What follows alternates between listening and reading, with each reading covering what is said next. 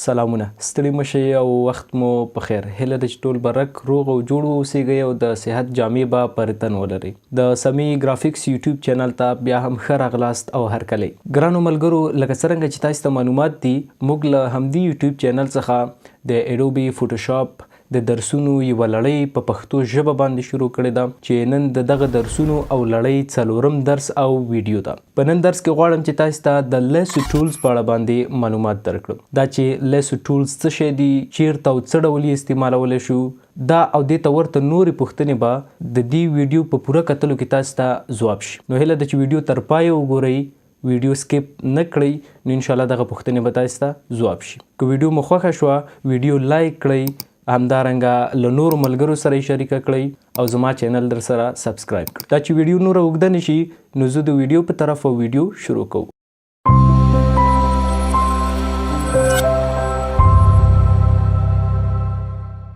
بیا هم ښه راغلاست. نو راځو فوټوشاپ ته.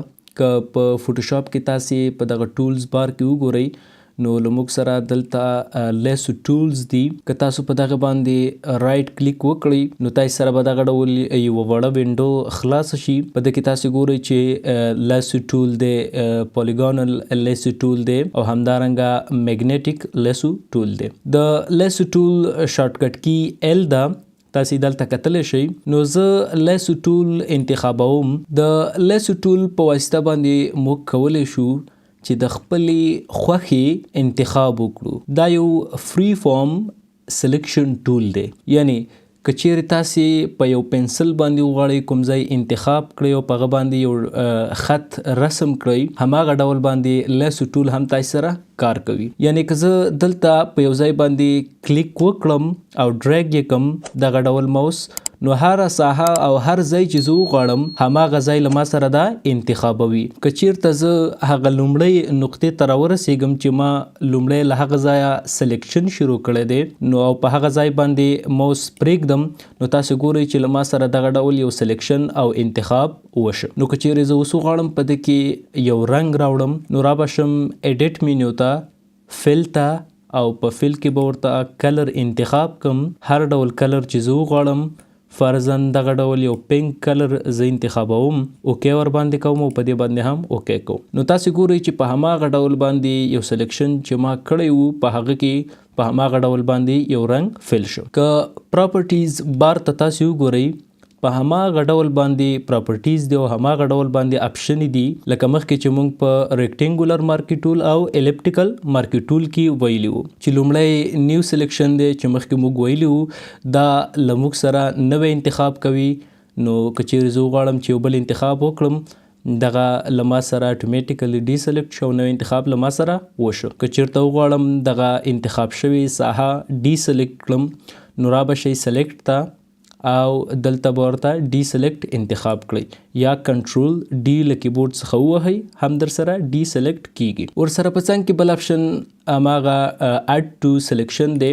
اډ ټو سلیکشن باندې ما کلیک وکړو، هر څومره سلیکشن چې تاسو وغواړئ کولی شئ چې ډرای کړئ. دا مخکې موږ ویلي وو. بل ماینس دی، که له دنه کوم ځای تاسو وغواړئ کم کړئ په ماینس فرام سلیکشن باندې کولی شئ، او سبټرکټ سلیکشن باندې موږ کولی شو هماغه د منځ ساحه چې د دوه سلیکشنو ترمنځ راځي هغه انتخاب کړو په دغه ډول باندې. نو دا زه کنټرول ډي کوم. که چیرې تاسو وغواړئ په یو بیک ګراوند کې یو رنګ راوړئ په یو ډیزایندار شکل باندې، نو تاسو کولی شئ چې هغه د لیسو ټول په ذریعه باندې راوړئ. لکه زه دغه ساحه دلته په دې ډول باندې داسې سلیکټ کوم داسې، او راځم ایډیټ ته، فل ته، او دلته یو کلر ورته انتخابوم، دغه کلر ورته انتخابوم. نو تاسو ګورئ چې هماغه کلر له موږ سره په دغه شکل باندې دلته فل شو. دا کنټرول ډي کوم او تاسو ګورئ چې په هماغه ډول باندې یو ډیزاین له ما سره جوړ شو. نو دا له موږ سره د لیسو ټول کار دی. له لیسو ټول نه وروسته له موږ سره بل ټول چې هغه پولیګانل لیسو ټول دی. پولیګانل لیسو ټول له موږ سره څه کار کوي؟ په مستقیم ډول باندې له موږ سره د خطونو په واسطه باندې سلیکشن کوي.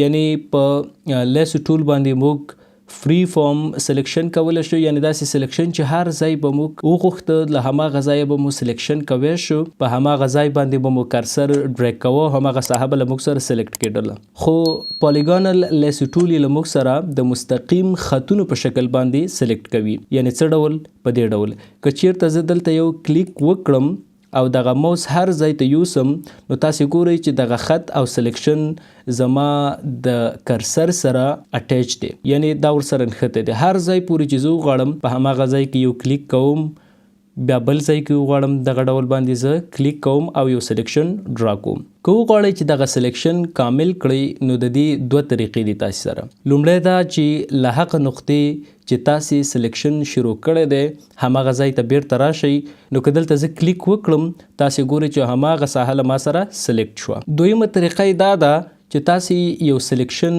وکړئ او هر ځای کې چې تاسې وغواړئ دغه سلیکشن کامل کړئ، په هماغه ځای باندې ډبل کلیک وکړئ، نو تاسې ګورئ چې هماغه ساحه له موږ سره سلیکټ شوه.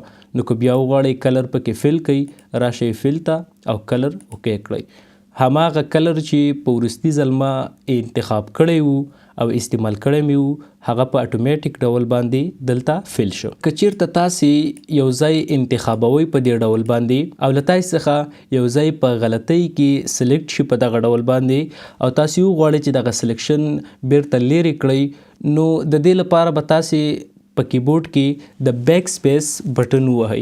کله چې تاسې د بیک سپیس بټن وهئ، هماغه نقطې چې تاسې سره په هغه کې سلیکشن شوی وو او هغه انتخاب شوی وي، هغه یو په یو پسې ختمیږي. نو تاسې چې بیا هر ډول سلیکشن وغواړئ، هماغه ځای انتخاب کړئ او هماغه ډول باندې سلیکشن وکړئ. اوس راځو د لیسو ټول یو عملی مثال ګورو چې دا موږ په کوم ځای کې او څه ډول استعمالولی شو.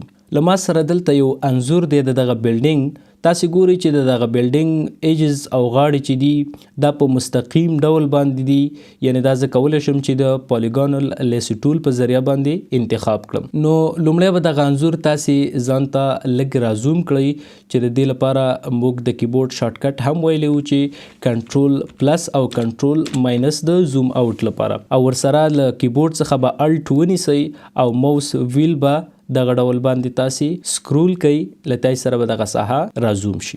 نو زه له دغه ځای څخه سلیکشن شروع کوم. تاسې ګورئ چې په مستقیم شکل باندې دا له ما سره دغه ډول خطونه ډرا کوي او هغه ساحه له ما سره سلیکټ کیږي.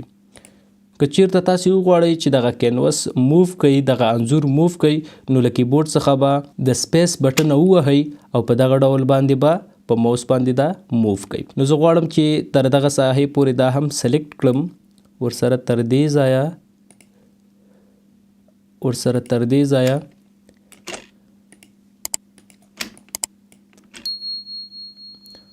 که زه په دې باندې کلیک وکړم، نو دغه سلیکشن به له ما سره ډرا شي او دغه ساحه به انتخاب شي. په اوس غواړم چې دغه انځور بیا هم فټ کم په دې سکرین کې، نو د دې لپاره هم موږ دوه طریقې ویلې وي. لومړی دا چې راشئ او په هینډ ټول باندې ډبل کلیک وکړئ، نو دغه ساحه به له تاسې سره فټ ټو سکرین شي. او که چیرته تاسې بیا هم دغه ساحه زوم کړئ او وغواړئ د کیبورډ له شارټکټ له لارې فټ ټو سکرین کړئ، نو کنټرول 0 یا کنټرول 0 به ووهئ، دغه ساحه به له تاسې سره انتخاب شي. اوس دلته تاسې ګورئ دغه سلیکشن له ما سره د بلډینګ سلیکشن شوی دی، یعنی دغه بلډینګ ما انتخاب کړی دی. که تاسې چیرته وغواړئ د دغه بلډینګ اسمان چې کوم دی دا انتخاب کړئ، نو تاسې به دا سلیکشن انورس کوئ. په څه طریقه باندې؟ را به شئ سلیکټ مینیو ته، سلیکټ به ووهئ او دلته به راشئ انورس باندې به کلیک وکړئ، یا شارټکټ چې کنټرول شفټ آی دی یا شفټ کنټرول آی، دا کله کیبورډ څخه ووهئ هم تاسې سره سلیکشن انورس کیږي. او که دلته په انورس باندې کلیک وکړئ، نو هغه سلیکشن تاسې ګورئ چې له موږ سره انورس شو او هغه اسمان له موږ سره انتخاب شو. نو لومړی به دلته تاسې راشئ، دغه لیر به انلاک کوئ او دغه کوم سلیکشن چې موږ کړی دی دا به ډیلیټ کړئ. له کیبورډ څخه به د ډیلیټ بټن ووهئ، نو دغه سلیکټ شوی ساحه به له تاسې سره ډیلیټ شي. که وغواړئ سلیکشن ډي سلیکټ کړئ، د سلیکټ مینیو له لارې په ډي سلیکټ باندې کلیک وکړئ یا کنټرول ډي ووهئ. نو تاسې ګورئ چې دغه بلډینګ له ما سره پاتې شو او بیکګراوند یې ریموو شو، هغه لرې شو. نو زه غواړم چې دغه بلډینګ اسمان چینج کړم، بدل کړم. نو د دې لپاره زه راځم فایل ته پلیس امبیډډ ته او دغه د اسمان یو انځور ما ډاونلوډ کړی دی دا سلیکټ کوم او په پلیس باندې کلیک اخلم. دغه انځور به دغسې برابر کړئ، ری سایز به یې کړئ، سایز به یې دغومره برابر کړئ او په چیک باندې به کلیک وکړئ. نو دلته تاسو ګورئ چې دغه د اسمان انځور له ما سره د بلډینګ په انځور باندې د پاسه دی، ځکه چې دلته دغه لیر ته که تاسو وګورئ دغه لیر 0 د پاسه دی. نو دلته به تاسو راشئ په دغه لیر باندې به کرسر ودروئ او دا به کلیک کوئ، دغه ډول به یې ډریګ کوئ او لاندې به یې راوړئ. کله چې تاسو سره دغه ډول یو بلو لاین ښکاره شو نو پرې به یې ږدئ. تاسو ګورئ چې هغه اسمان له ما سره د دغه بلډینګ شاته شو. نو په دې طریقه باندې تاسو کولی شئ چې د پالیګانل لیس ټول په ذریعه باندې د یو بلډینګ یا هر هغه سبجیکټ چې د هغه ایجز هارد وي او سټریټ وي، تاسو کولی شئ چې هغه د پالیګانل لیس ټول په ذریعه باندې سلیکټ کړئ او بیک ګراوند یې ریموو کړئ. بل ټول له موږ سره میګنیټیک لیسو ټول دی. میګنیټیک لیسو ټول له موږ سره څه کوي؟ نو د دې لپاره چې تاسو په میګنیټیک لیسو ټول باندې ډیر ښه پوه شئ او دغه درس ښه واضح شي، نو د دې لپاره زه راځم او دلته له ما سره یو انځور دی.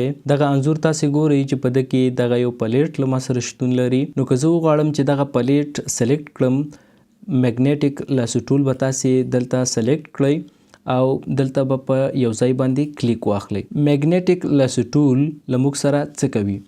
دا دغه غاړې خپله ډیټیکټ کوي، مشخص کوي او پیژني او د هغه یو سلیکشن کوي. غیر له ده نه چې په هغه باندې زه کلیک وکړم، دغه میګنیټیک لیسو ټول خپله هلته انکر پوینټس کریټ کوي او هغه ساحه له موږ سره سلیکټ کوي. لکه دغه یو کلیک ما وکړو نو زه د دغه پلیټ شاوخوا دغه کرسر موف کوم، نو تاسو ګورئ چې هغه غاړې له ما سره خپله سلیکټ کیږي. نو تاسو ګورئ چې زه دغه کرسر کله دغه پلیټ او بیک ګراوند څخه لرې هم ونیسم او موف یې کم، نو تاسو ګورئ چې هغه غاړې له ما سره خپله سلیکټ کیږي. که چیرته په غلطۍ کې تاسو دغه ډول یوه غلطه ساحه سلیکټ کړئ او هلته انکر پوینټ کریټ شي، نو تاسو به بیرته کرسر شاته راولئ او له کیبورډ څخه به د بیک سپیس بټن ووهئ ترڅو هغه کریټ شوي انکر پوینټس له موږ سره ډي سلیکټ شي او بیا به په احتیاط سره په دغه ډول باندې یو پرفیکټ سلیکشن وکړئ. کله چې هغه نقطې ته زه راورسېدم چې له هغه ځایه ما سلیکشن شروع کړی وو، کلیک به وکړئ نو تاسو ګورئ چې هغه پلیټ له ما سره سلیکټ شو. نو اوس که تاسو وغواړئ له دې څخه یو کاپي واخلئ او په بل ځای کې پیسټ کړئ، را به شئ ایډیټ ته، کاپي، بیا هم ایډیټ ته او پیسټ باندې به کلیک وکړئ. نو تاسو ګورئ چې دغه پلیټ له تاسو سره په یو بیل لیر کې کریټ شو. نو په دې باندې به کلیک وکړئ، موف ټول به واخلئ او هر ځای ته چې تاسو وغواړئ موف کولی شئ، ریسایز کولی شئ یعنی کوچنی کولی شئ او په هر ځای کې چې تاسو وغواړئ په هماغه ځای باندې پرېږدئ. نو دا له موږ سره د میګنیټیک لیسو ټول کار دی. بل دلته که تاسو وګورئ په ویډ کې دلته موږ سره 10 پکسله انتخاب شوي دي.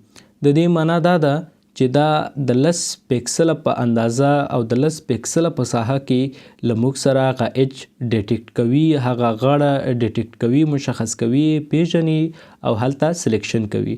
نو که دا چیرته زه فرضاً 2 کړم او انټر یې کړم او بیا هم لیر انتخاب کړم، دلته زه کلیک وکړم، نو تاسو ګورئ چې دغه غاړه له ما سره د 2 پکسل په اندازه باندې سلیکټ کیږي. که زه معمولی هم بیرون دغه کرسر ډرا کم او کرسر موف کم، نو تاسو ګورئ چې بیرون له ما سره سلیکشن کیږي. نو که چیرته دا زه ډي سلیکټ کړم او دغه ویډ ورته فرضاً 50 پکسله انتخاب کړم او راشم دلته کلیک وکړم، نو تاسو ګورئ که تاسو کرسر هر څومره له دغه پلیټ څخه بیرون هم بوزئ، نو تاسو سره هغه ایج او هغه غاړه اتوماتیکلی سلیکټ کیږي او انکر پوینټس کریټ کیږي.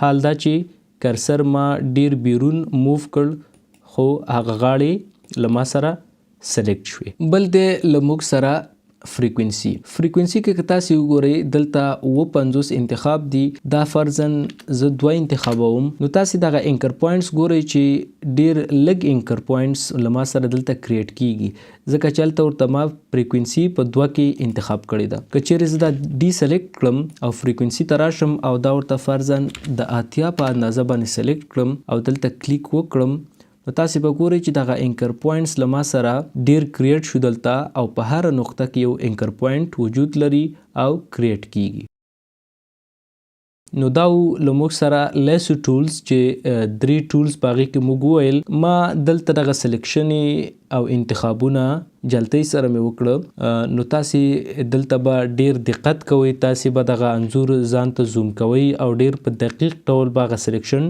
ډرا کوئ نو ګرانو دوستانو دا زموږ د نن ورځې درس چې د لیسو ټولز په اړه موږ ویل باغې کې مو لیسو ټول پولیګونل لیسو ټول او میګنیټیک لیسو ټول ویل هله ده چې په دغه درس باندې به انشاءالله پوه شوي وئ او یو څه به مو ترې زده کړي واوسي که چیرې مو دا ویډیو خوښه شوي وي ویډیو لایک کړئ او له نورو ملګرو سره یې هم شریکه کړئ او که چیرې زما چینل ته نوي راغلي یاستئ او تر اوسه مو نوي سبسکرایب کړئ نو لطفاً زما چینل در سره سبسکرایب کړئ تر بیا ښه وخت ښې چارې الله مو مل شه